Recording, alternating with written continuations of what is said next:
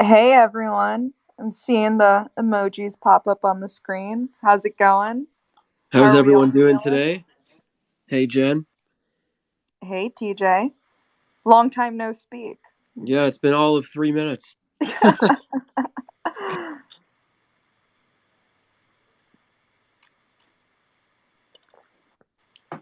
Hey, Waso. Hey, Suresh. Hey, Hey, Alex. hey, TJ.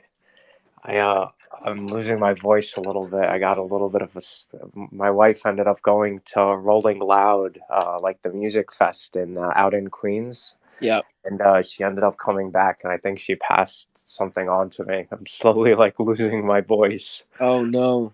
Is that the only symptom you have? just like a bit of a sore throat, and just like my voice going. But I took like a obviously, I ran out quick, got a COVID test, and but no fever, no COVID, no nothing yet. Just a sore throat, man. But All right, good. Well, rest up, drink water, yeah, keep definitely. working. I'm gonna overnight you some homemade chicken noodle soup. Oh, you know what? I'll take some too, Jen.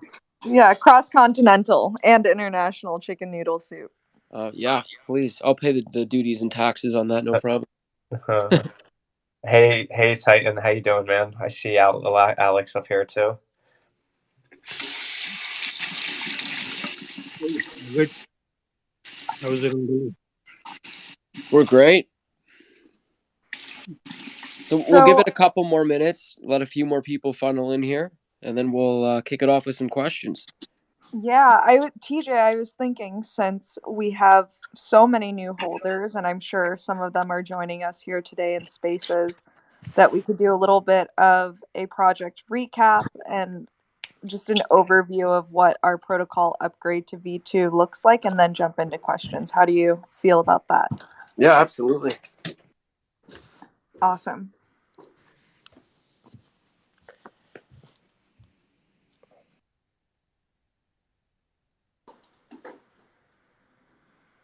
Do you guys want me to do the recap?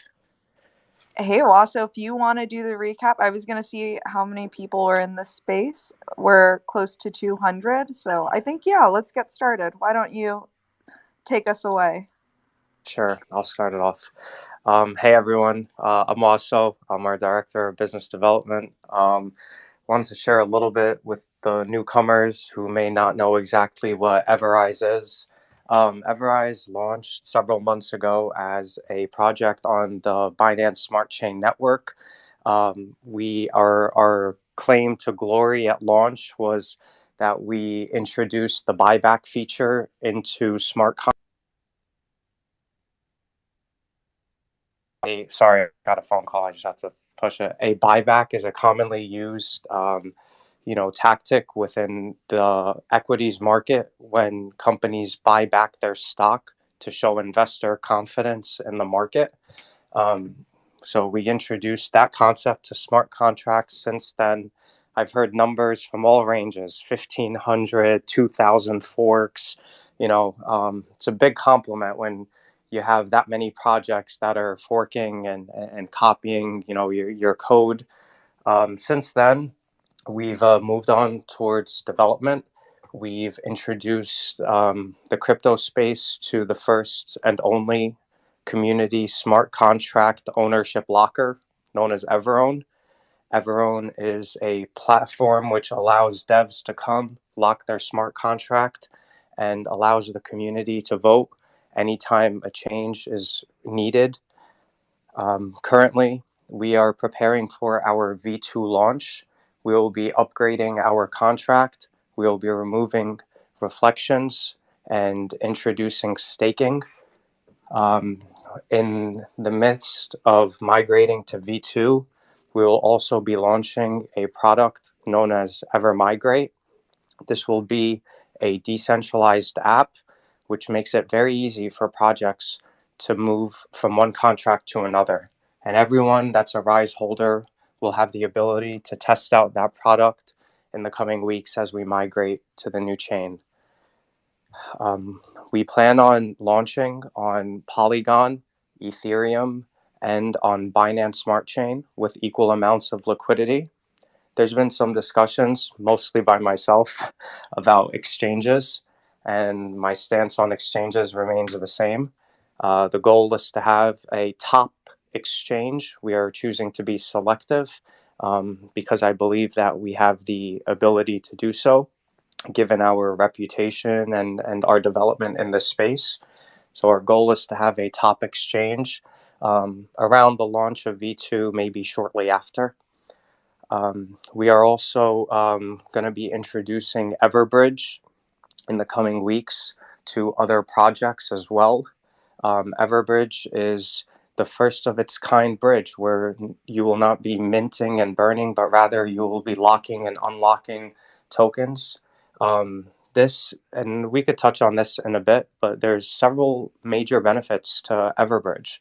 The largest being the majority of hacks happen when bridging because hackers are able to mint like an unlimited amount of tokens, and with Everbridge that's not going to be possible because the supply is fixed, and we will be able to control on both sides. When a token goes across, it gets locked. When a token comes on the other side, it gets unlocked. It's very controlled and it's very simple. And many times in this space, controlled and simple is how you avoid being hacked or exposing yourself to risks. What else do I want to touch on? Wasa, if you don't mind me interrupting, please, there were two key things that I also wanted to mention about V2 is we are consolidating our supply. This is really big for us, and I think it's a huge first step in us becoming an altcoin. You know, we've talked about it here. It's like we're building for longevity, we're building for the future, and I don't think there's any coins in the top, let's even call it 50 altcoins that have a quadrillion supply. And so with the removal of reflections, the introduction of staking and the consolidated supply, it's a huge first step in us, being viewed as an incredibly serious project. And we're seeing the momentum start to increase. We're seeing the conversations that are taking place. People are finally starting to notice what we've all known since this project started. And I think that's really exciting.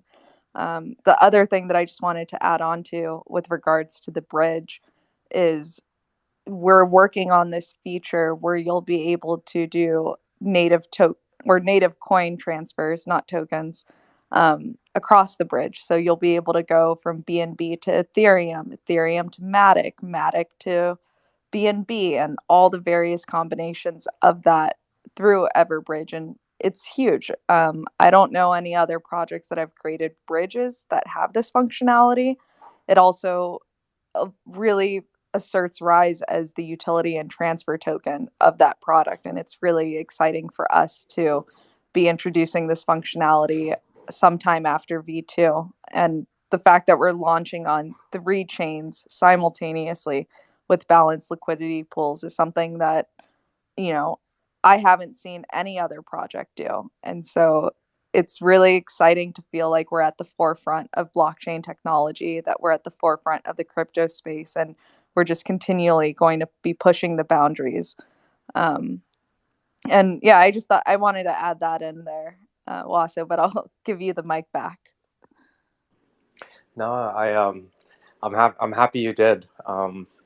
So we touched a little bit on EverOwn, we touched on Everbridge, we touched on EverMigrate.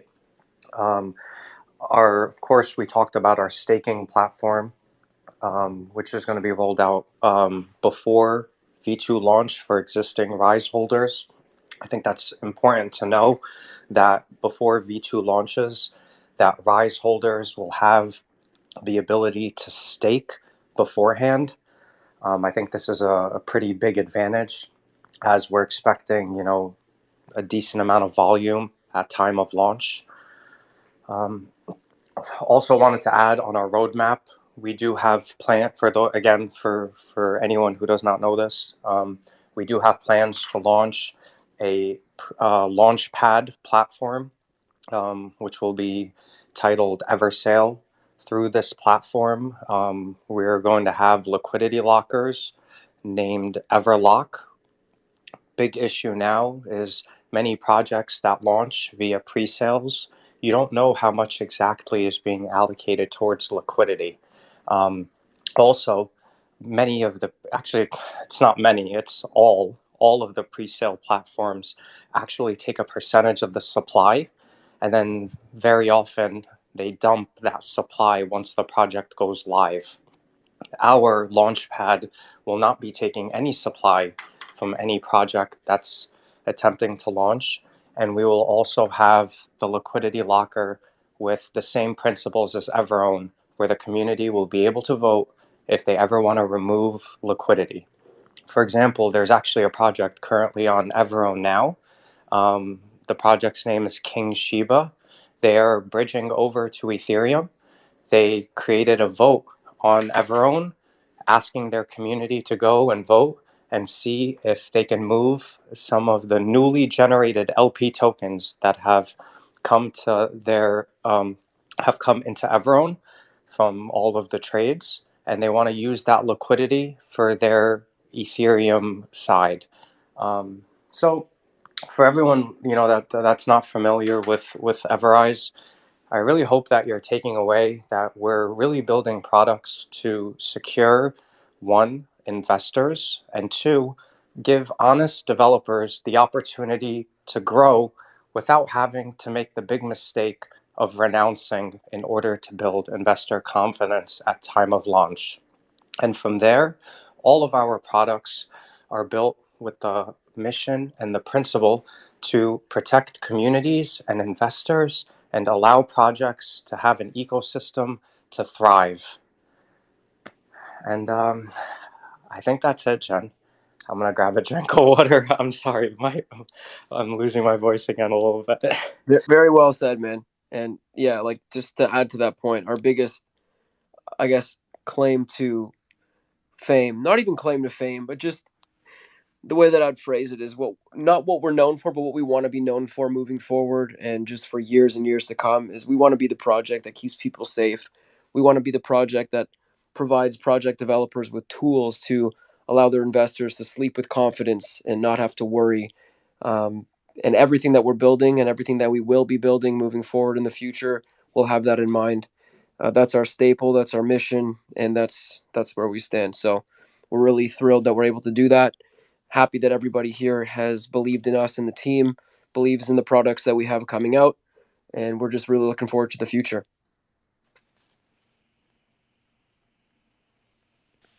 Awesome. On that note, shall we open it up to the community? Let's do it. I see a question from Doodle Escobar. Great name. The floor is yours.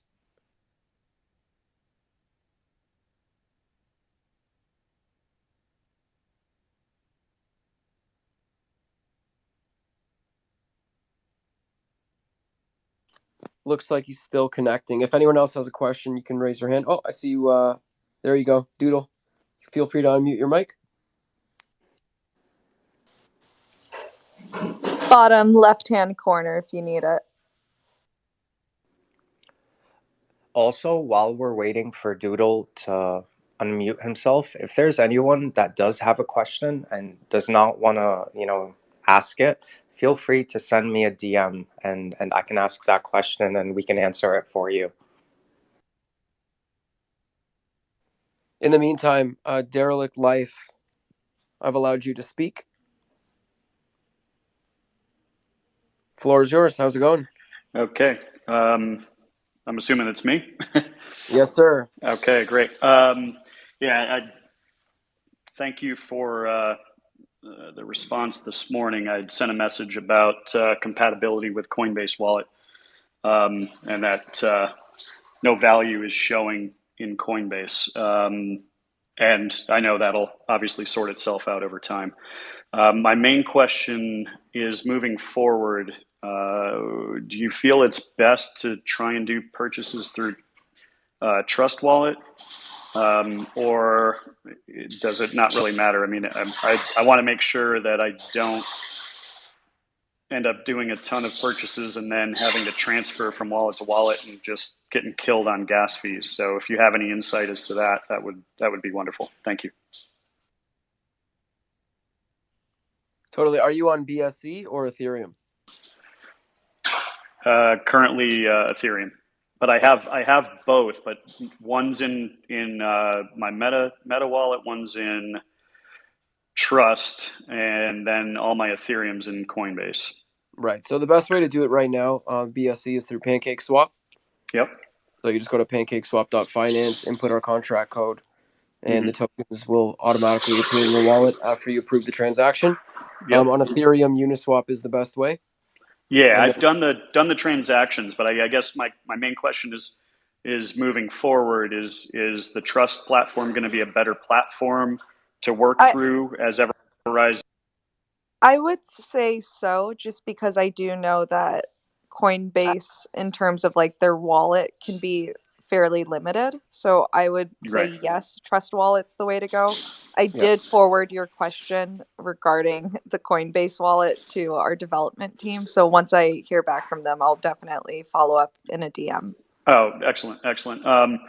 And I guess my biggest thing, I used to use Trust Wallet for most everything. And then when Apple did their thing with shutting down accessibility, I actually haven't used it to make any purchases since. So it's been probably the better part of 4 or 5 months. I have a lot of coins held there, but I'm just not doing anything with it because they've shut down all the usability. So what's really interesting is you can actually still access like Uniswap and PancakeSwap even if you are on an Apple device. It's a little weird. So what you'll have to do is in your browser on your phone, either via Safari or Google Chrome, you would go, you can go to Uniswap, you can go to PancakeSwap, launch the app, but instead of when you go to connect wallet, you'll use Wallet Connect instead of like directly connecting to MetaMask or Trust Wallet. Yeah, you'll go via Wallet Connect and then you'll see it. That's super helpful. It took me way too long to figure that out. You can also import your seed phrase into a different wallet, so you won't need to pay any additional gas fees. Oh, okay. I'll have to YouTube that or whatever. Look up how to do it, and totally. Perfect. Yeah, because I mean, literally, I made a purchase a couple of days ago, and my gas fees were the same amount as my purchase. So I was like, whoa, yeah. So they're pretty crazy right now. Yeah, I know. Since Ethereum's been going through the roof and all that, so I'm trying to get the best, at least investment, bang for my buck, so I can put more into the investment rather than the gas fees. So, absolutely. Excellent. Thank you so much for answering the questions. Our pleasure. Doodle, were you able to sort out your mic, or should we move on to the next? I got a couple text questions also, if you want me to. Sure. All right. So the first one that came in is, hello, what is the transfer fee from wallet to wallet after V2 launch? It'll be a 6% transfer fee, wallet to wallet on all transactions, regardless of what chain you're invested in. That's after V2 launch, right, Suresh? Yes, that is after V2 launch. Until V2 launch, once we enable the migration, that will be 0% tax. You can switch around the wallets until V2 launch. Perfect. Thanks, Suresh. So I think that's an important point to say again. When you move your tokens from V1 to V2, you can move them to another decentralized wallet. That's correct, Suresh, right? Yeah, with no tax. Anywhere, yeah. Okay. So please, everyone listening, it's a big note. If you're trying to go from MetaMask to Trust Wallet or Trust Wallet to MetaMask or whatever you're trying to do, just know that when you migrate, that's your chance to move it tax-free. And Derelic, I think that would apply for you too if you wanted to get your coins out of the Coinbase wallet and into your Trust wallet. When you migrate from V1 to V2, I would just potentially look at sending it to your Ethereum 20. Your ERC20 wallet. Okay. All right. Thank you. We got another question that says, Where do you see EverRise in 5 years? I see EverRise in 5 years being available on many, many chains where we're able to take our products and protect investors and secure smart contracts on all main nets available.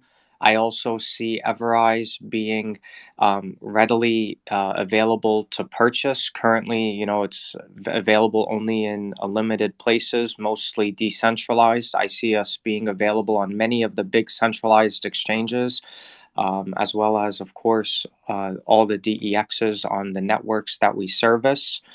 Anyone else on the team want to add where you guys see EverRise in 5 years? Yeah, I mean, Wasa. Oh, sorry, Suresh, you go first. You for sure go first. Yeah, I mean, I just wanted to say, like, I wanted to see, suppose if I go to Coin Market Cap, I want to see in the top 5, preferably top 1. Let us see how it goes. I love that. Aim high. And I think just adding to Waso's point, like not only do I see us available on many, many blockchains, but I see EverRise becoming a security standard in DeFi. Like, I know this is messaging and language we've been using already, but when in 5 years' time, I think it becomes a no-brainer. I think the language around due diligence, instead of people being like, is the contract renounced? I think they're going to ask, is the contract in Everown? Can I find this on the registered contracts in Everown? And that's the direction I definitely see us heading towards. You and me both. I got another DM question. Titan, I want you to take this question, please. It says, some projects, when they have 2.0, they want you to send tokens to an address. Is this a scam? Also, how will you guys do V2 exactly? Thank you. Yes, I mean, it's not a scam. I mean, even if any project is actually trying to do the migration, the problem is their liquidity is locked. There is no way they can actually take the liquidity out. So the only way is collect the V1 tokens and sell them in the market and take the liquidity out. I mean, some projects, they don't have time, or like, I mean, they might choose just give your address and you guys send the tokens to them, and they will just take the liquidity out and launch the new token. But we want it to be more transparent in what we are doing in stuff your wallet.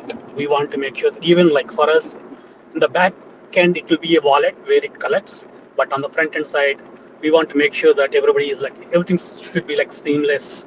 They should be able to connect their wallet as soon as they click on your button, like migrate. They will, you will be approving your transaction. We take the tokens and we give you the new tokens automatically.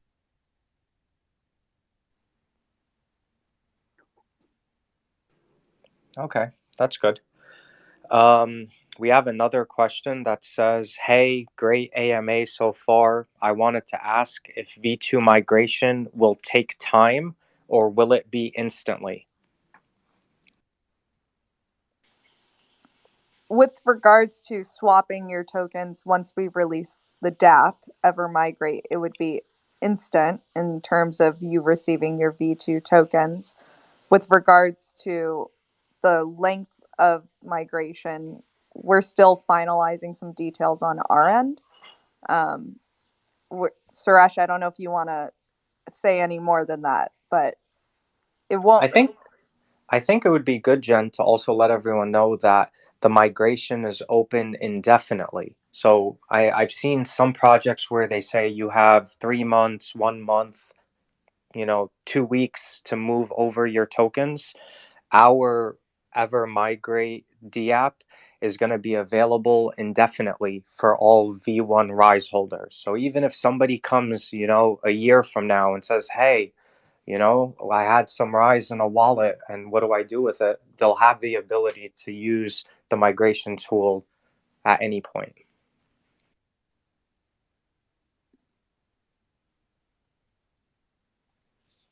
Yep, well said. I'm going to open the floor to questions again. I spoke to Josh this morning in the community voice chat and Telegram. He had a question for Titan. So, Josh, the floor is yours. it looks like Suresh his Twitter Spaces might have just crashed, so we'll get him back up here. Oh, okay. But how you doing, Josh? What's up, guys? It's great to see you guys. Great to hear from you guys again. Great to see a nice, healthy chart, and it's starting to ramp up to this point here, which is quite beautiful for us to be here and a part of.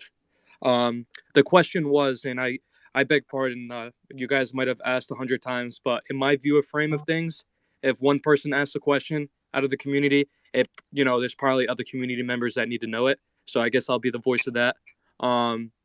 Respectively to the 11% increased reflections, is that 2 days prior to the week that we'd be able to stake, or is that 2 days prior the actual button migration of V2? It's 2 days prior to the release of EverMigrate. Fantastic.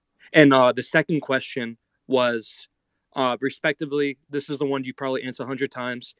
In terms of the staking pools, can you just kind of go into how the multiples work? Is it based on how many people are staking in general per pool? I know it's obviously it makes sense to be off volume, but can you just kind of go into a little bit more detail there for me? Yeah. Hold on. I'm gonna pull it up so that way I can make sure I'm speaking about this. Please do. Technically the correct way. So basically the equation that calculates your percentage of what you get back from the buyback pool is your weighted staking amount divided by the total weighted staking pool, right? So we in our blog post on the website where we released our staking details, we talked about what happens if someone were to stake, like, for example, let's use Bob. I'll walk you through this and hopefully I do it justice. So if Bob were to stake 100 Rise BNB, so let's just stay in the BSC space for this. So if Bob were to stake 100 Rise for 2 months, his total weighted staked amount is 200, right? And then let's say the total weighted staking pool is 50,000 Rise. Bob would get 0.4% of the total rewards from the buyback.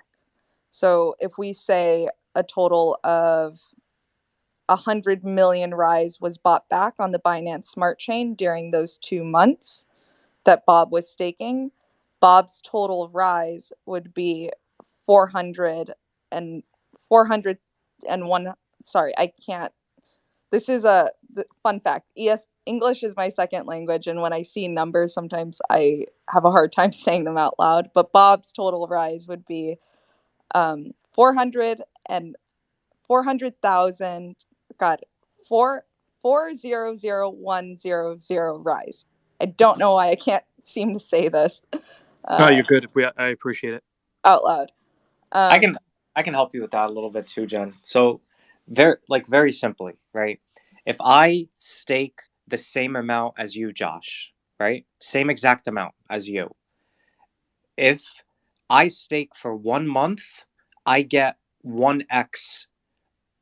If you stake for 4 months, you get 4x. So you will get 4 times the rewards that I do, even though we stake the same amount, because you're staking for longer. And that's on every buyback.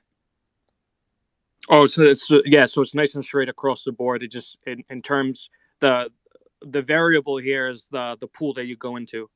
There's no variation other than that. Depends your back size, of course, and then the variable being which pool are you in. All right, so that makes sense. Which pool are you in, and how much was bought back during the time frame you were staking? Like, those are kind of like the two variables. Got it. Thank you so much for your time. For the people that are thinking about the V2 migration to another wallet, take this opportunity to if you want to be extra safe about it, guys, make it an entire new wallet. Do what makes sense for you guys and take advantage of a great opportunity there. I've said in previous spaces, when these opportunities come, you think back from when you made your original wallet. Were you completely safe? Have you taken any screenshots? You know how hard drives are nowadays. There's this space can be very sus at times. Take an extra means, start a new wallet, make sure it's safe, done right this time around, and take advantage of that migration. That's what I'm definitely doing, and I can't wait to do that. Because this is a nice big bag of mine, and I know the potential in this project, and I'm not willing to even play games with that. So I appreciate your time up here, guys. I'll step down, but appreciate it. Thank you for the advice, man. That's very, very solid advice for everybody. Anyone that's ever taken a screenshot of a seed phrase, I would change your wallet. Anyone that's ever, sent their seed phrase to somebody else, family member or not, I would just create a new wallet. That family member could get hacked. I'm not saying they might take your tokens. I'm saying that there's a lot of scams out there where, you get sent a picture and, next thing you know, there's a little bug on your phone and they can go through all of your pictures. Just recommendation for everybody. It's not a bad idea what Josh just said. Create a new wallet, write down your seed phrase on a piece of paper, maybe multiple pieces of papers, store them somewhere safe where only you and, whoever you choose to share them with knows. But this is a unique opportunity where you can move to a new wallet without any fees. So very, very wise advice, Josh. Thank you. And also really important because, so for example, both Wasso and I have been hacked, and I think a lot of us have experienced those problems. So really, you should take this opportunity and do exactly those things that Wasso just said.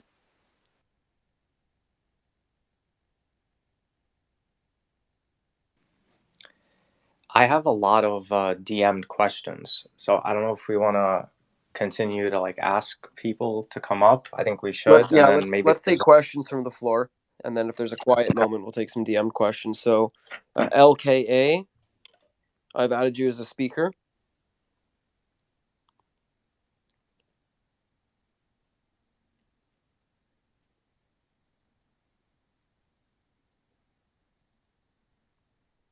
Floor is yours, LKA. How are you? You might have to unmute, bottom left corner. Hello. Hey. Yeah, hi, it's Phoenix. Hey, how's it going? Yes, Grant. I was listening to the gentleman earlier saying something about moving wallets and not being charged for the fees. I just got in and we've had that conversation, so I'm curious to know what he said. Yeah, so just in general, it's a 6% transfer fee wallet to wallet on any transaction, regardless of what chain you're in. But when we release the migration and when it's enabled, there will be a 0% tax when you transfer from wallet to wallet. So that's only when migration is enabled. So that's when you're going to be able to move things around without losing any tokens. Okay, thanks a lot. You're very Thanks, welcome. I appreciate it. Pleasure. Tom, the floor is yours as soon as it connects.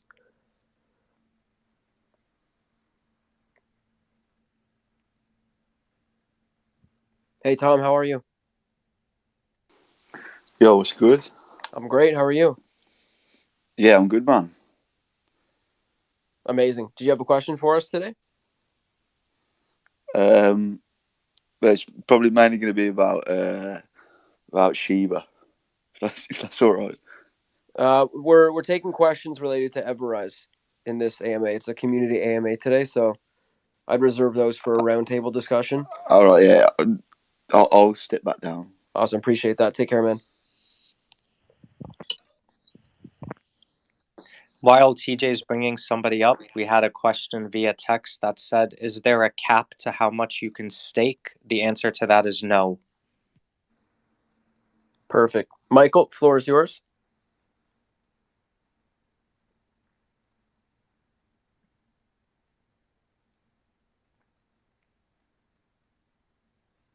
Michael, you might have to unmute your mic.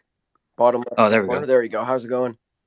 Pretty good, man. Congratulations to all the EverRise holders, and big thank you guys to the EverRise team. You guys are doing tremendous work. My question was, are you guys going to do any hardware ledger integration? Titan, you want to take that one? It's not in the pipeline right now, but yeah, we might think about it in the future. But for now, we're not even like put any kind of focus on that. So once we are established with all our DApps, yeah, and then we might consider something what you asked. Okay, perfect. Thank you. Yeah, Michael, that's something we haven't really discussed yet, but I just added it to my list of things. I'm going to be fully transparent, man. I'm not even really sure exactly what the step is to becoming, integrated with a ledger, but we'll figure out what it takes, and we'll add that to the list of things that we're going to try and accomplish. I mean, if your question is in one sense, how can you have your Rise on a ledger? The answer is yes. You can have Rise on the Ethereum chain on your ledger. You can have it on the Binance chain on your ledger. I do myself.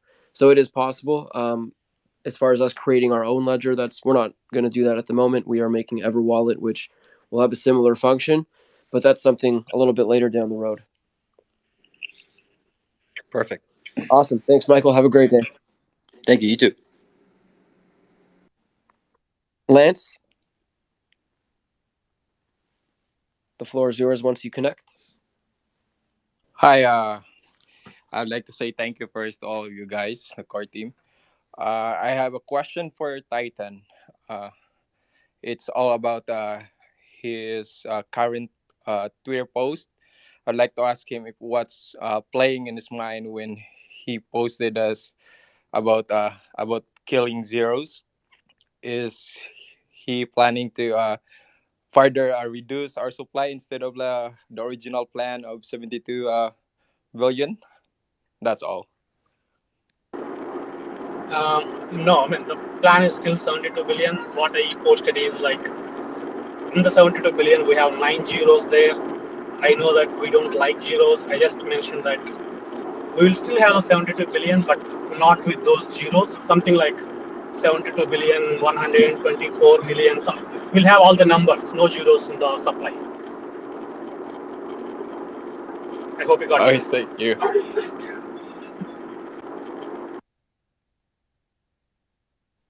Perfect. Thanks, Lance. You're welcome. Brendan, the floor is yours.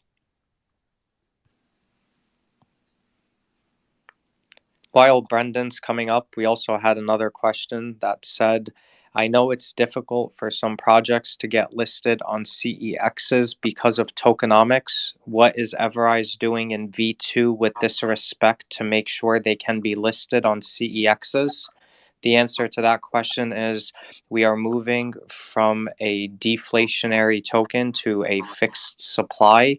And that will allow us to have our market cap accurately measured on all of the aggregators like CoinMarketCap and CoinGecko, and it makes it much easier for exchanges to be able to handle our tokenomics. Brendan, you're up, man. Hey guys, hope everyone's doing well. Thanks as always for your hard work. I have a brief plug first, which is for the Telegram voice chat. Telegram has a very active community, so if anyone listening today is a new holder who has questions that don't get answered, usually for several hours a day, there's terrific mods and community members there who can help you out with wallet issues and stuff. The question, I hope it's not too boring for some people, but it's for Alex. One of my main criteria in an early stage crypto is longevity and regulatory strategy, especially in a rapidly changing environment.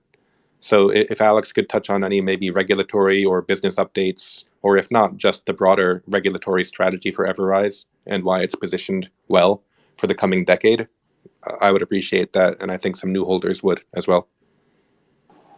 Well, my goodness, it is a big question for the next 10 years.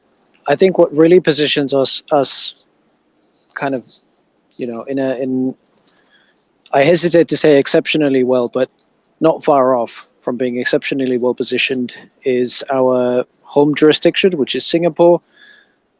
Singapore has got a lot of flack recently for its actions towards Binance, but basically it's the perfect regulatory system for us, and its laws work out absolutely pristinely and perfectly for the system that's being built on EverRise.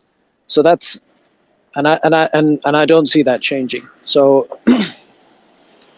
what's causing a lot of the problems in the space is basically that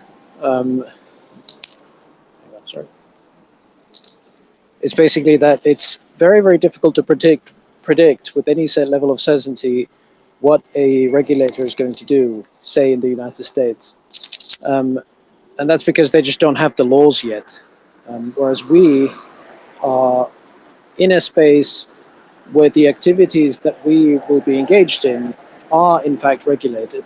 It's just that our way of doing those activities is not caught by most of the kind of onerous regulations. So whereas these are regulations that are written with crypto in mind, right? So the regulator has decided to leave exceptions in the regulations so as to allow certain kinds of crypto businesses to thrive, and those kinds of crypto businesses that they want to thrive are exactly the kinds that we will be engaging in. So that's really the kind of major regulatory competitive advantage that we have. And it's sort of from a business perspective, it has to do with something called defensibility, which is in a kind of regular, excuse me, hang on. Sorry, I'm actually walking my dog right now, so it's a little bit complicated to be giving this answer, but it's late in the evening here, and he was about to have an accident indoors, so I had to take him out. But anyway, so forgive me if I have to call out Pepper every now and then. But anyway, so from a business perspective, it has to do with something called defensibility, which is this idea that in any normal industry, you have let's say that you've cornered a certain kind of resource, or you have a patent, or you have, some kind of protected intellectual property, or you have some kind of secret, or some other way to make your business kind of really make sense, and in such a way that nobody can really capture your market in the same way that you do, so that you will be the one who gets to kind of make the profits within that field. And with us, and with crypto generally, I guess, there really is the traditional ways of making your business defensible are not really there, because everything is open source, everything is kind of out there in the open, and so it's really difficult to kind of make your business defensible.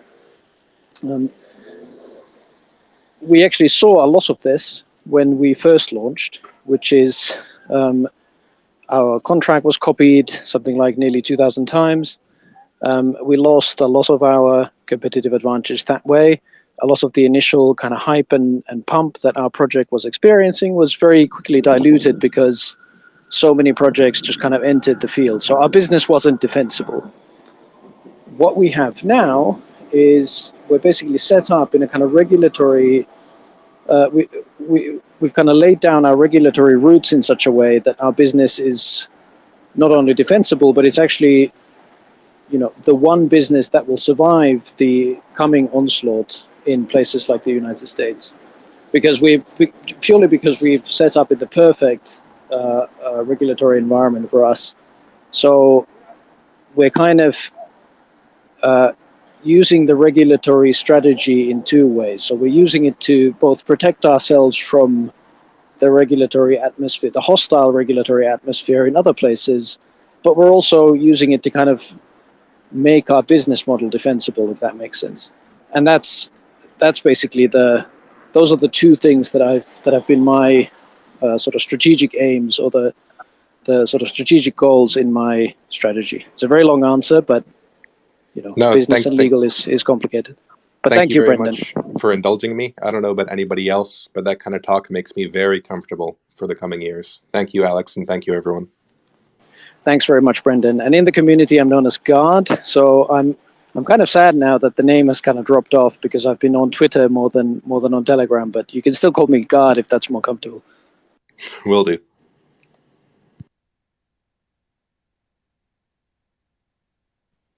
Awesome. We'll open the floor to Nick.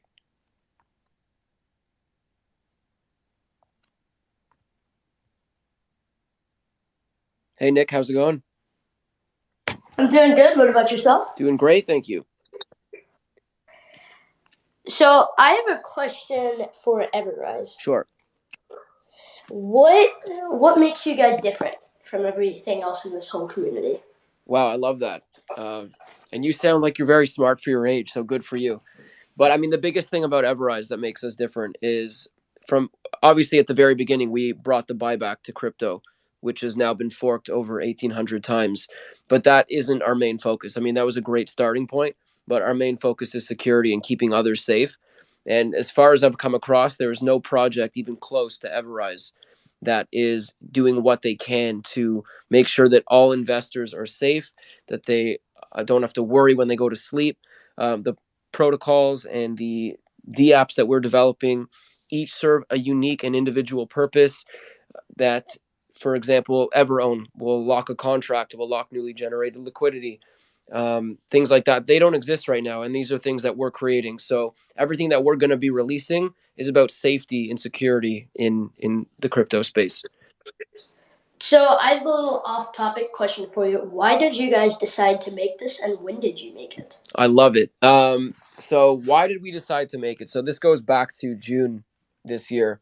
Titan came up with the idea. He coded the buyback originally, and he brought it to Drew, who kind of took it with me and Titan to essentially the masses at the very beginning. And then as we started to grow and we noticed a lot of volume and a lot of people talking about us, we realized that there's a huge untapped market in security that we really want to target. And Titan, being the brilliant developer that he is, he's able to go ahead and actually create these decentralized applications a lot quicker than most, for example. So, I mean, we released EverOwn a lot sooner than most people even thought that we would. That's kind of where I'm at with that. Anyone have anything to add to that? I feel like Jen or Wasso, you'd be able to jump in here. Yeah, I could jump in a little bit. Nick, do you know what a smart contract is? Yeah. Of course he does. So you know that a smart contract is basically controls the entire project. Whoever has the smart contract has the ability to do whatever they want. Increase fees, reduce fees, pause trading, start trading, pull liquidity, add liquidity, blacklist a wallet, whitelist a wallet. The smart contract owner has the ability to do whatever they want. We know that, right? Yeah. I have my own project where we have to do that, so I do know what you're talking about. Oh my God, Nick, you're here today, Nick? Hi, David. Hi, Nick. It's David. It's King David over there. Nick, what's going on? Not much. What about you? Good. Are you excited about the products that we have here at EverRise? Oh, yeah. I mean, I've been hearing a little bit about it, and it sounds pretty cool. I was just talking about because he didn't think I knew what a smart contract was, so I was telling him I did know what a smart contract was. I like that. I am a little dumb, but not that dumb. Nick is 13 years old, and he is like the next Elon Musk. Excuse me. Let's go. Thank you for joining us, Nick. No problem. Oh yeah, guys, we'll all be working for Nick in about 3 years. So Nick, nice to meet you, Nick. I look forward to being your lawyer. All right, we'll do. Appreciate it, Nick. Feel free to join us anytime, okay? For sure. Perfect. Take care. Kids like this, they're the future. They are the future of cryptocurrency. Web 5, Web 6, this is the person who's going to be developing it. Phenomenal. But Wasso, did you want to finish your explanation? Yeah. Let me give this last bit to Nick. So whoever controls the smart contract can make whatever change they want. We launched a product that is live and has adoption already, where the developer can lock their smart contract in EverOwn. That's what we titled the product. And anytime the developer wants to make a change to the smart contract, any change, it opens up a community vote, takes a snapshot of all of the wallet holders and their weighted values, and they come and they vote on if they want that change And if it's over the 50%, which is based on DAO, which is Decentralized Autonomous Organizational Methodology, the locker will open and the dev can reclaim the contract to make that change. So that's our main product, Nick, a product that gives the communities the ability to have a say in the projects that they're investing in. Okay. So you guys are talking about security with your guys' thing, which is EverRise. So I have a project and I have a dev that I've never knew before. How do I secure my contract to make sure he doesn't do anything? You put it into Everown. So what that means is when you put your project, so that who has the smart contract? Is it you or the dev? So the dev is making it at the moment, but he will transfer it to my address. So I assume I'll be fully safe. But like, let's say on the website, can he switch the contract that's linked to the website? How do I avoid those type of things? So first, you should send me a DM. That's the first thing you should do. When he sends you the smart contract, right? I'll take a look at it with you. I can recommend an auditor that'll review that smart contract before you launch it, which is like something I highly recommend. And if you're interested in turning over the smart contract to all of your community members once the project launches, we can help you with that with Everown. But that would be my advice: is send me a DM and I'll spend a little bit of time and I'll make sure everything's okay. And For the sure. other thing, Nick, that I'll add on to what Waso is saying, what's also a really great benefit of EverOwn is you'll actually be able to appoint an alternative owner of your smart contract. So say for whatever reason you ever lost access to that wallet, you could, if you within EverOwn, you can set a second owner to be like a second wallet address that you have access to. So it's just another added layer of security. Cool. And I think, Nick, I speak for everybody here that you please do send that message to Waso, and we will all be more than happy to help you in any way that we can.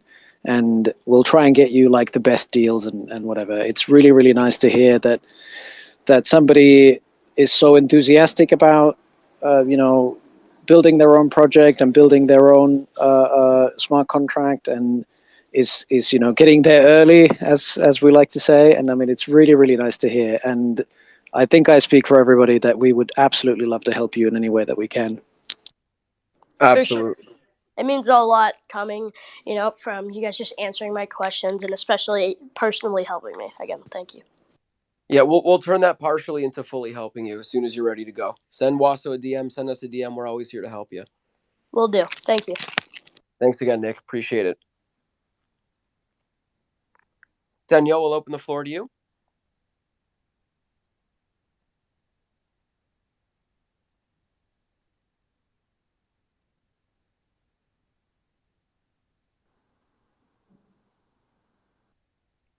Hey, Senyo, how's it going?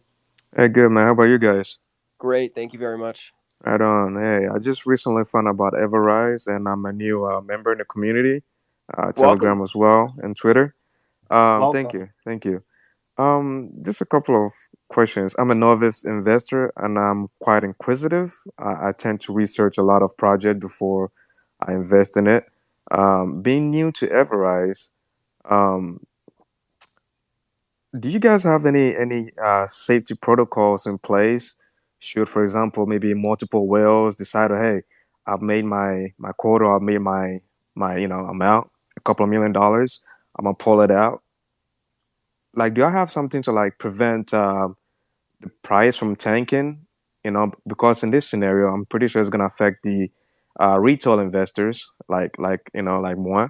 And so my question is like, what are y'all gonna do to prevent something like that from happening? Obviously, you're definitely going to have some whales, that they help with the price going up and whatnot. When they decide to pull out, what are y'all doing to make sure that this project is still in existence? Yeah, so Thank one you. of the unique things about EverRise is we actually have something called the Kraken, which is a buyback wallet. that the community named the Kraken. So essentially 6% of every transaction went to the Kraken. It's stored in a contract, and it can only be used to buy back Rise.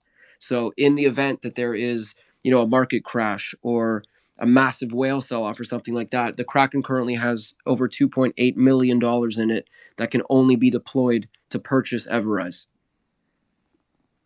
So that's a big way. And then Titan, if you want to add more to that. Yeah. And also I'd like to add to this point, actually, mainly, see, even though there are whales who control, control in the sense whenever they buy, it shoots up. That's how it is. But even when they sell, it comes down. But it doesn't mean that we need to have some kind of protection for that, because what we are trying to do is we are trying to give the confidence to them that this product is gonna stay for long. So if they want it like quick bucks, that is up to them. But if they believe in the project, if they believe in the longevity of the project, then they'll stay automatically. Right now, it's not like, I see that most projects, devs, they try to control it, but here we are trying to give the confidence. Like community has to trust us, and also we are trusting the community that they will stay with us. And I believe in that, because even though when we went to lows like a couple of weeks back, we were actually with very, very lows. People were staying there. They believed in the project. Even the ways nobody actually tried to do it. So, I believe we're actually giving the trust to them. So they will stay with us. Even if they dump, we cannot just buy back that amount. There is no point like that. We cannot actually work like that. If there is a sell-off, yeah, let there be a sell-off. So that is how we see it. Like, we don't really control how the whales operate, but we want to give a confidence for them to stay in the project. As long as they believe in us and we believe in them, everything will go smoothly. Okay, well, appreciate that. Just one last question to the devs. Like Bitcoin, what is the long term goal here? Do y'all see this project emulating to Bitcoin? Maybe let's say 10 years from now, 20 years from now, because you have a lot of cryptos out there. They come on, they have a hype, and then people pump it up and it crashes, and then they just disappear. I have like 10 lists, like a list to y'all that I invest in these coins, and then a couple of years later, you don't hear from them anymore. It's just stable. It hasn't exactly crashed to zero, but it's just nothing. It's just like flatline, So what is the long term goal? I'll jump in here and then I'll let everyone else chime in. But what we're building, it's not like what you're seeing other tokens do in the market. We're not here to ride on the hype of a popular anime. We're not here to ride on the hype of a popular meme. Like, we are here to build security and bring security solutions to as many blockchains as we can. And I think what success for us looks like in the future is mass adoption of these protocols and measures that we're putting in place where, if you're invested in a project, you don't have to worry like, oh God, is the dev going to rug me? Oh man, is the liquidity getting drained? Do I need to check the liquidity pool to see where the money's going? Like, we are building for longevity, and we are building something that is quite honestly very needed within this space. And we have all the plans of being around for at least the next 5 to 10 years. Like, we launched this project, like 4 months ago, and we've already released 2 applications. Like, how many other projects are you invested in that are able to build and do that? There's not a lot of them out there. And like, that's just the truth of the matter. But I'll let the other guys chime in. Yeah, I would like to add here, I have a very simple motto here. Like, I have been saying for this very long time.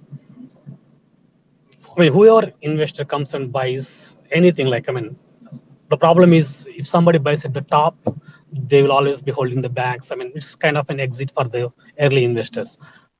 For me, the main thing is everybody should be happy. Like, whoever is buying at the top, they should have a feeling that there is somebody who can actually come and buy after them. So that is how we see the Kraken as. Like, the way we are seeing the Kraken is like, there is a person who is gonna constantly buying it, whether it is through the tax or whether through the revenues of what we get, we want to make sure what are the products we build, we want to share that revenue to the investors through Kraken. So which means even if when you buy it very top, as long as our products make some kind of revenues, I mean, we want to push that through Kraken to the investor. So which means there will be buying pressure. So that is how we are trying to build this project and the system. I don't think anybody actually doing this kind of system at all. I mean, so No, that's a very good point, Titan. Something that hasn't been stated yet today, and that's the majority of the revenue that's generated from our products goes into the Kraken, which buys Rise, increasing the price, and on V2 will send those Rise tokens to those who stake. So all of our products are built with one goal in mind, to always have a revenue stream and buys to support even those who buy at the very top of the chart. And that's one of the things, and I'm actually surprised I didn't mention this earlier. For me, that's one of the most important things to take away about EverRise, is that we're not just promoting a project, we're building products that have costs, and those revenues generated from the costs go into helping the Rise token price increase. And for me, I'm gonna take my EverRise business development hat off for a second, and just, I invest in a lot of different projects. That's the type of project wholeheartedly that I would want to be invested in as an investor. A project that has products, that is attempting to support new projects grow and in a safe, secure way, while those revenue streams that are being generated from those products are directly benefiting the Rise holders. I know that was a little long and detailed explanation, but I think it was definitely, noteworthy, especially for anyone new who's joined us recently.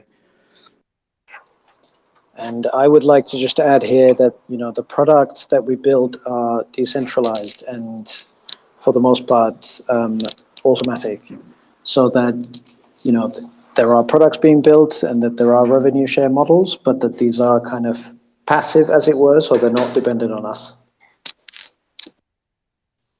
All right, wow, that is an amazing answer, guys and girls.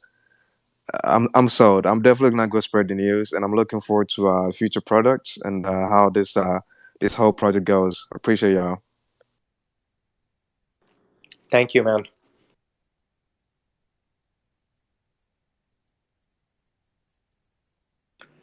Jen, do we have any hands up?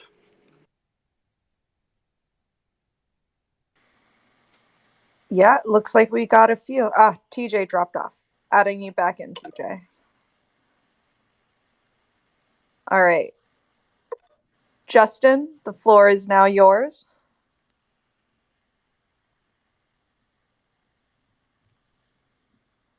You might have to unmute your mic in the bottom left. Oh, got it. Well, thanks for holding this. I'm actually excited that I got to come in here and talk to you guys, because I myself am a developer of another token, and I've heard quite a bit about you guys ever since launch, and I'm kind of pissed that I didn't get in on the launch day, but it is what it is. But I just wanted to, I saw you guys on here, and I just wanted to hop in and actually see if I could talk to the geniuses behind this and see if we can maybe form some kind of partnership or help each other along the way. Justin, thank you for joining us, man. I'm Lasso. I'm our BD manager. You have TJ here, Jen from marketing. You have Alex from our legal and compliance team. David is our brand consultant. And Titan, aka Suresh, is the mastermind himself. So, my friend, you most certainly have the EverRise team here as an audience. So go ahead and tell us exactly what you're thinking. Yeah, man. Well, it's nice to meet all of you. My name is Justin. I am the founder over at I won't say it, but we can talk about it later. But we are building a I wouldn't say decentralized, because decentralized social media is kind of a tough subject, because you kind of need some sort of centralization to control things and make sure everything's running smoothly. But our project is building quite the ecosystem of a social media site, integrating cryptocurrency, and basically being like a alternative to the platforms that are out there today. We are building a gaming system for devs to go in and kind of plug and play games into the crypto space. We have our payment, our POS systems. We're building out a platform to allow anybody to pay their bills with crypto. Just trying to ultimately bridge the gap between cryptocurrency and the mainstream world. It's obviously a great alternative to the normal banking system, especially when you get vaults and farms and liquidity pools that earn you over, 50, 60, 70% APY when the bank pays you 0.001 or whatever the fuck it is. So we have quite the goal and quite the vision. Just working on the eyes and the partnerships behind it to actually make this a thing. And there are a few tokens that we have been looking at specifically to partner with, or at least help cross promote or show some kind of security in the space, because we want to. The future of cryptocurrency is partnerships amongst tokens. There's no way we can continue to fight over the same eyes in the same space with 0.5% of the population being in the space, and we're all fighting over the same people. There's incredible amounts of people outside of the crypto space that have no idea, and endless supplies of money. And I think that the mass adoption of crypto is the real bull run, and that's what we're trying to kind of assist. Yeah, Got it. Justin, what I would say, you can, if you want to DM either myself or Wasso, like, why don't we talk offline on Telegram, if that's cool For with sure. you? Absolutely. Yeah, that's really exciting to hear, Justin. You're absolutely right in that the future of cryptocurrency and the future of a lot of businesses is in this thing called the network effect, which Yep.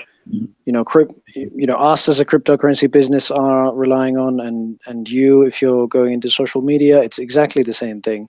So it does sound like a fertile ground for a fruitful partnership. So please do get in touch, and we can all talk on Telegram. Absolutely, that'd be fantastic. Thank you, guys. Thank you. I see. Oh man, we have 15 more hands. Let's go on to the next. While Trey? we're waiting for the next person to pop up, John, we have a question, actually a suggestion, saying, would it be possible to have Jason create a YouTube video to help the newbies going from V1 to V2? Jason, I know you're listening.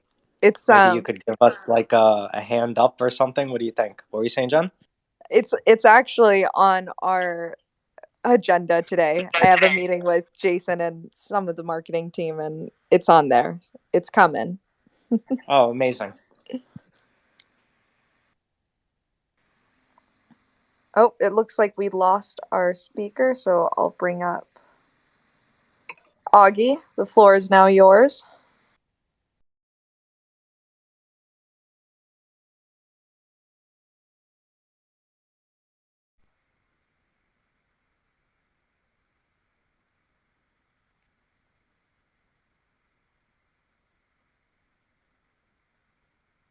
Augie, you there?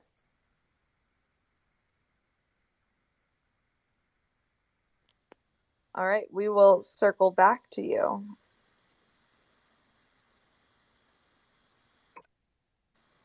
Cool Kids, the floor is now yours.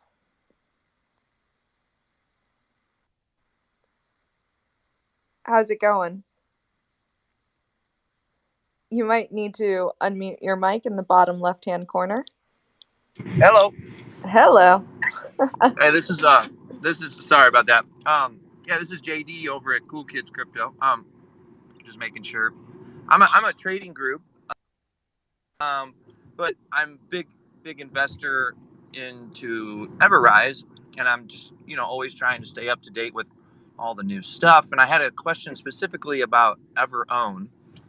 Can you just kind of explain to me? I heard someone saying earlier that is it that when EverOwn is, say, a project like King Shiba, just recently I saw that they were launched on EverOwn.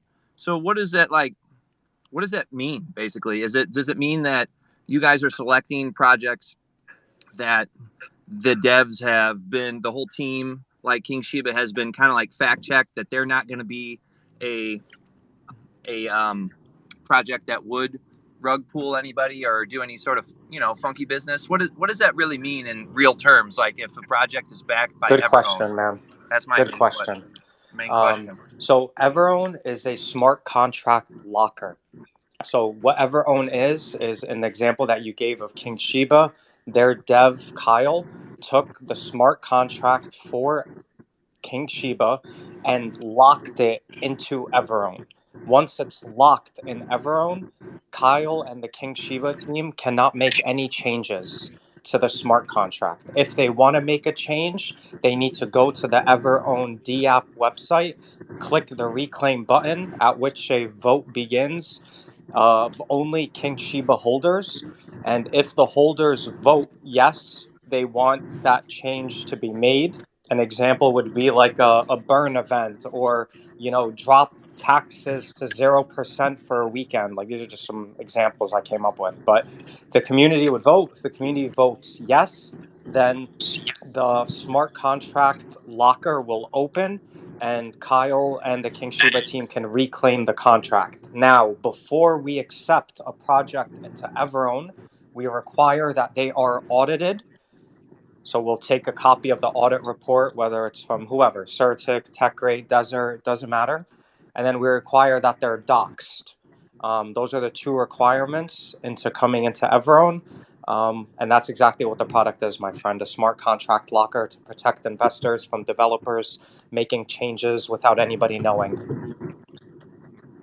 Nice. So it's just another layer of, besides just having a Certic audit, it's just another layer of like protection for investors to see. It's almost like FDIC insured in the States. It's actually a little bit more than that, man. Because like a lot of people don't know, like when you get a smart contract audited, right? Like a lot of times I've seen, like this is a common scam that takes place in this space that no one actually really talks about, is I could go get smart contract A audited, and let's just say it's called whatever, Wasso Moon. And then when I launch, I'll launch a slightly different smart contract, but I'll still call it Wasso Moon. And I'll post a link to my Certic audit. And then everyone's like, oh, it's Certic audited, it's safe.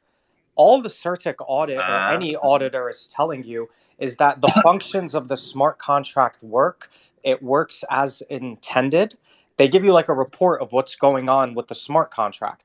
But what EverOwn gives you is the guarantee that while a contract is locked in EverOwn, and I really rarely use the word guarantee, but I'm going to use it here. It gives investors the guarantee that while the smart contract is locked in EverOwn, that the developer does not have the ability to make changes to the smart contract.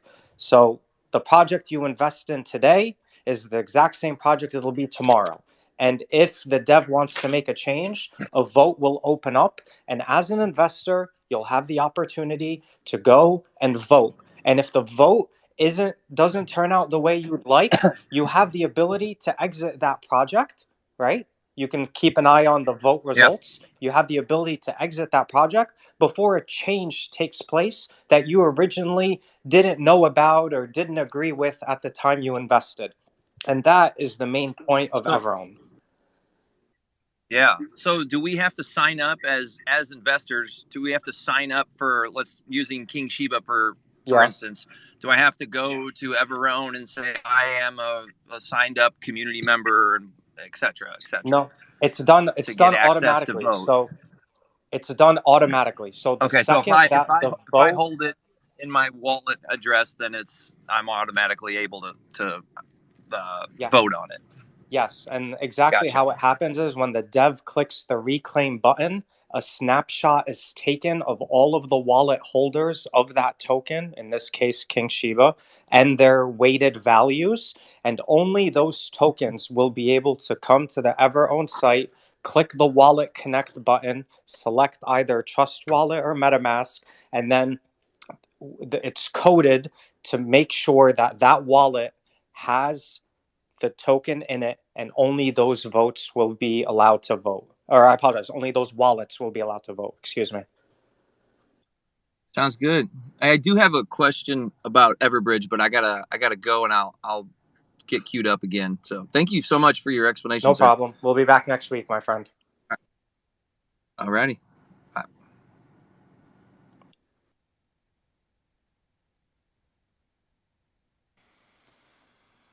Looking at the time, we are running a little bit over, and I'm about 17 minutes late to a meeting. So why don't we take like 2 or 3 more questions and wrap it up? Guys, are you okay with that? Yep, sounds like a plan. Trigger, I'll open the floor to you.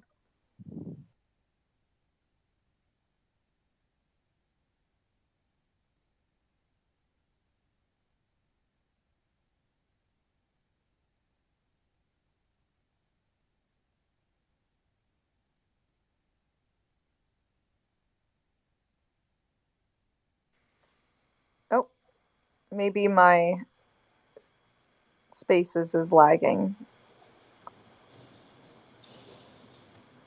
Hey, Titan, I got a DM'd question saying, will we be on V2 before December 1st? Hopefully. I mean, at this point, we don't have any control. We are actually waiting on the audit report. We want to make sure everything is smooth before we launch. So as soon as we are Okay. completely, we have the finalized report from Satik, we can actually plan our Okay. things. Also, that's a very good point that I don't believe has been stated yet. We are currently auditing our V2 contract at the moment with Certic, and we will have a final report that will be on the Certic website.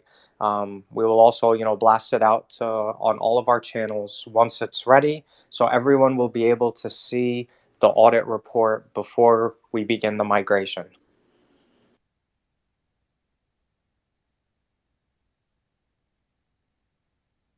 Okay. Until we actually start the migration, we can enjoy the reflections. Yeah, definitely. Enjoy the reflections in the meantime. Trigger, my friend, you're up. Okay. Thank you for giving me an opportunity to speak to you. A great project. I've been following you since quite a while.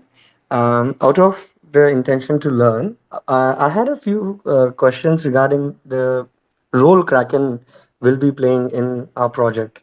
So, the dev confirmed that if there is an event of a whale sell off, Kraken will not buy it back. And Kraken will also not be pumping the project up. So, in my limited understanding, Kraken is trying to attempt to act as a distribution service of rewards generated from the other projects. You are telling, right? Yes, in the V2 world, Okay. the Kraken will act as a buyback and staking kind of Yes, protocol. sir. So far, we're doing buyback and burn. In the future, it will be buyback and staking. So what it does is Yes. it doesn't work on the selling or buying, but there will be some kind of automation for the buyback functionality. There will be some kind of parameters when it gets Okay. triggered. So whenever it gets triggered, it buys back from the liquidity pool and just distributes all those tokens to the stakers. Okay. So, sir, this pool of Kraken, right? These Since it is acting as a node for other distribution, for other rewards from other projects to be deposited into Kraken. So this will also invariably mean that the amount of liquidity that is going into the Kraken pool is dependent on the performance of the other projects as well, sir. No, it doesn't depend on the other Okay, sir. projects. It mainly depends on the EverRise V2, where we have the 4% buyback tax.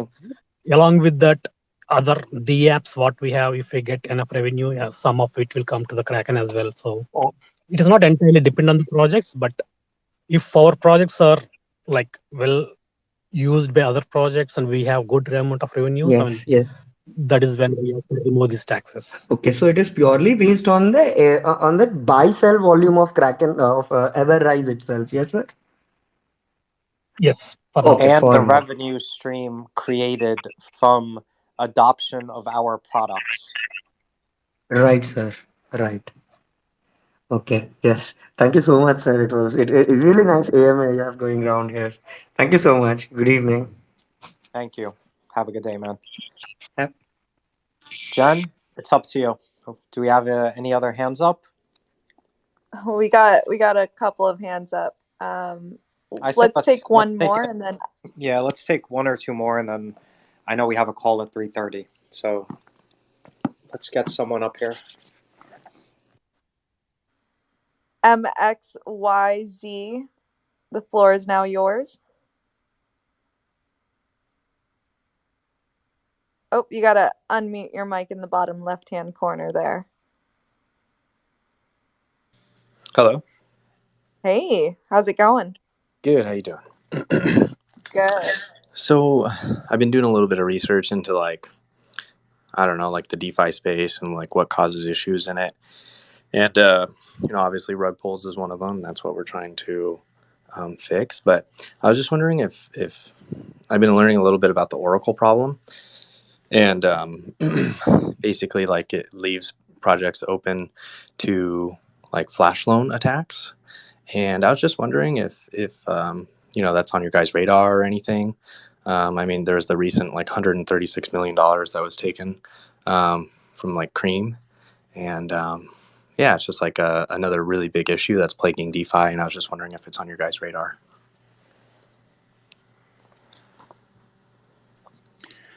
So the kind of thing that happened with Yearn Finance and Cream, and then led into this massive fight between Aave and Yearn.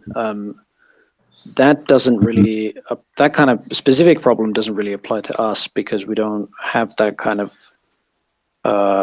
we haven't built our system in the same way as Yearn Finance has, and therefore by extension Cream. So that kind of flash loan attack wouldn't really work with us. It's obviously not something that we can kind of fully guarantee that there won't be any kind of hack, but basically we don't sort of keep those kinds of like big asset pools that are then used to sort of lend against, like a lot of the ETH based sort of early DeFi 1.0 projects do. So we don't have that particular problem. That's not to say that we may not have any other problems, but that particular one doesn't really seem to concern us.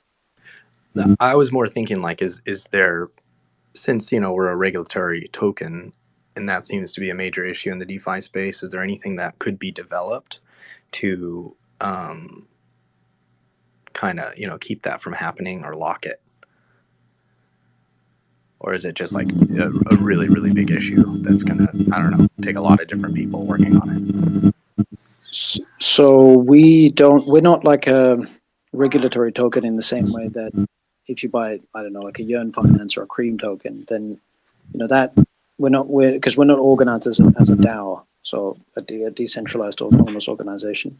We're like fully decentralized. I'm actually not convinced that the D is always all that deserved in DAO, because they're not leaderless organizations for the most part, or a lot of them aren't.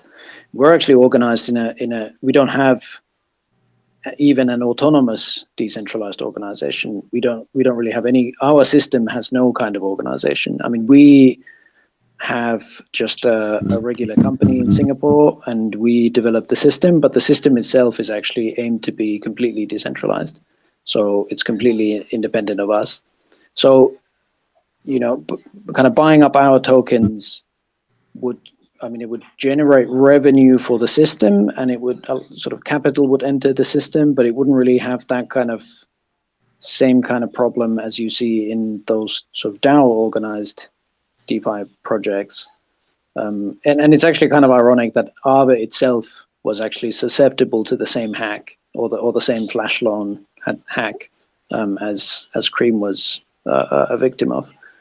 But that's because they organize themselves in a certain way, and we don't organize ourselves in that way. So it is a huge problem. I mean, you're absolutely spot on there. That you really put your finger on a major problem in the DeFi space, especially in the kind of ETH DeFi project space, and they're big, incredible, great projects. I wish them all well, and I'm invested in some of them myself. But it is a huge problem, and I look forward to seeing kind of how they solve it. And I'm not really sure how they're going to do it. Okay. Yeah. So it's not really of interest at the moment for us to look at the problems that they're facing to try to come up with a solution. Yeah, or rather, if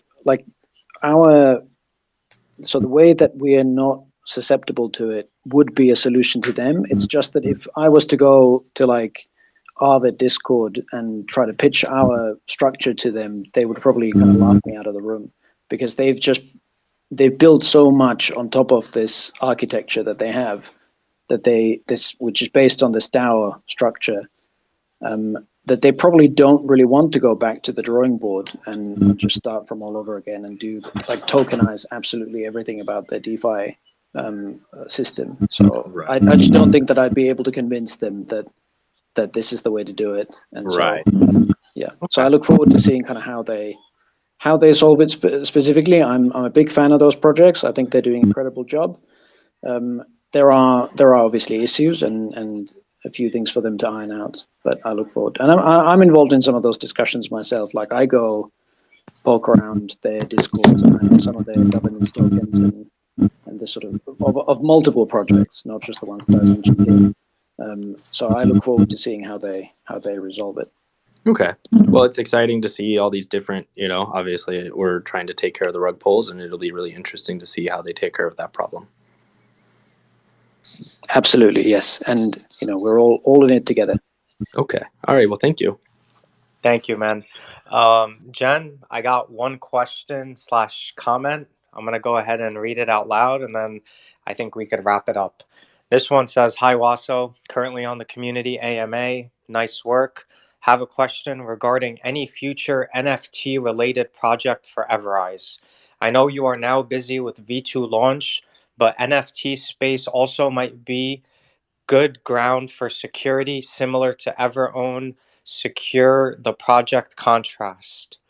I want to say to everybody, we have been discussing NFTs a lot over the last 2 weeks. Things that I can definitely tell you have come up. Number one, Titan wants to make sure if there is any NFTs that come out from EverRise, that they have real utility and real value to investors. We are not interested in putting together, a lot of NFTs and, just selling them out. And we're not interested in that. But we have been looking at ways to, protect the NFT community. And there should be more coming out regarding NFTs and maybe in the next week or so. But that's all I have. I don't know if anyone else wants to say some final words to the community, but this has been one of my favorite AMAs thus far.